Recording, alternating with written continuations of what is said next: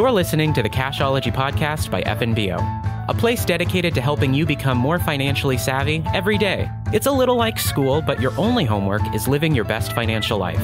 I'm your host, Justin, and class is now in session. Have you ever considered becoming a landlord? Maybe you've inherited a home, maybe you have a starter home, you're moving, and instead of selling, you're thinking about renting it out. Whatever the reason, rental properties can be a good source of passive income for savings or retirement and a way to build your net worth. But there's a lot more to it than collecting a monthly check. It has to be approached with your eyes wide open. Welcome and thanks for listening to the Cashology podcast, hosted by your guide on the path to financial savvy, Justin. In today's episode, I reached out and talked to one of our very own mortgage loan originators, Gabe Copen. Gabe has been at FNBO for going on 5 years, and he's been in the mortgage area ever since. Gabe lives in Omaha, Nebraska, and actually owns just a couple of rental properties. So we felt Gabe was a great resource to reach out to and provide some really great tips and things to consider if you're interested in renting out your house. So I really hope you enjoy this episode. I know I did. And as always, if you like this episode, please give us a like and subscribe. We love to get the following, love the ratings, and then leave us a comment also. We want to make sure we're delivering relevant and meaningful content to you. So drop a comment on what you'd like to hear, what you enjoyed about podcast. So with that, after you've given us a like and subscribe, go ahead. I hope you enjoy the conversation I got to have with Gabe. He was a great guest, and I think there's a lot of great tips in this episode if you're looking to rent your home. Thanks. Gabe, I know the real estate market has been crazy for a few years now. What about rentals? Right now, homes are still selling quickly because there are more buyers than homes for sale.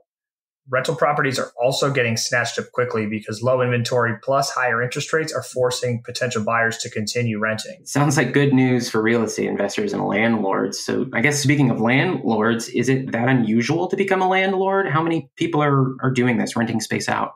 Yeah, that's a great question. A lot more people are landlords than anyone might guess. In fact, more than 10 million Americans earn income from rental properties.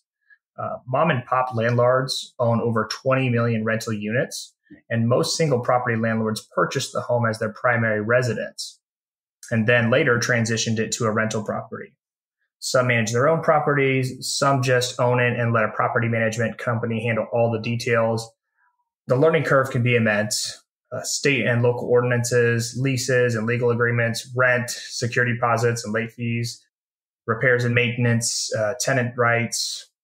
Winging it is never a good idea, which is why I encourage people to engage a property management company. They're easy to find and they actually don't cost that much. Man, yeah, even that list you rattle off, I definitely agree. So if people do decide to go the easy route, what can they expect their costs to be? Typically, here's how it works. A property manager is going to charge you two ways. Half the first month's rent for finding, screening, and selecting your tenant, and then anywhere from 5 to 10% of the rent each month. So let's say you're getting $2,000 a month in rent. They take half of that first month's rent, and then they take anywhere from $100 to $200 of the monthly rent thereafter.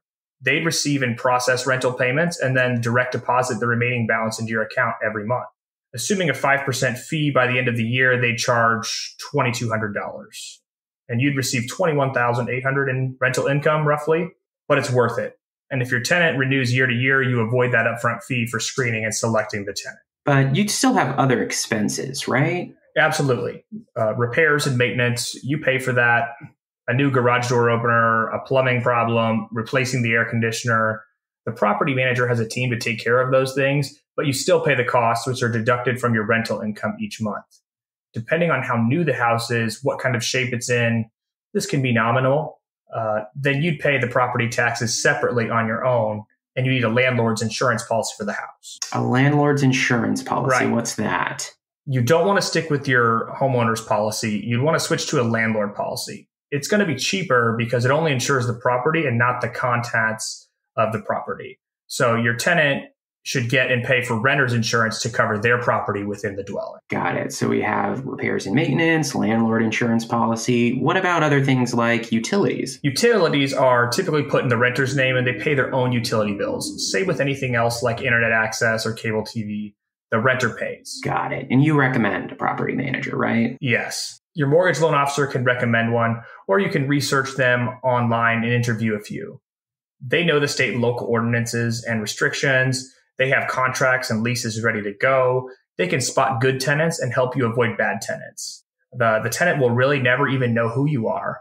So you'll earn income and your property will only increase in value. So if you ever decide to sell, you'll be selling in the future at a higher price. One last thing though, ask your property manager about state rules on property inspections. You'll want to walk through the property with your property manager once a year or twice a year, depending on state rules.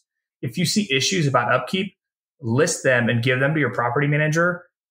They'll resolve them for you with the tenant. Wow. Thank you so much, Gabe. You gave us a lot of great information, and I think you have a great background. So really appreciate you taking the time talking with me about kind of renting out your house.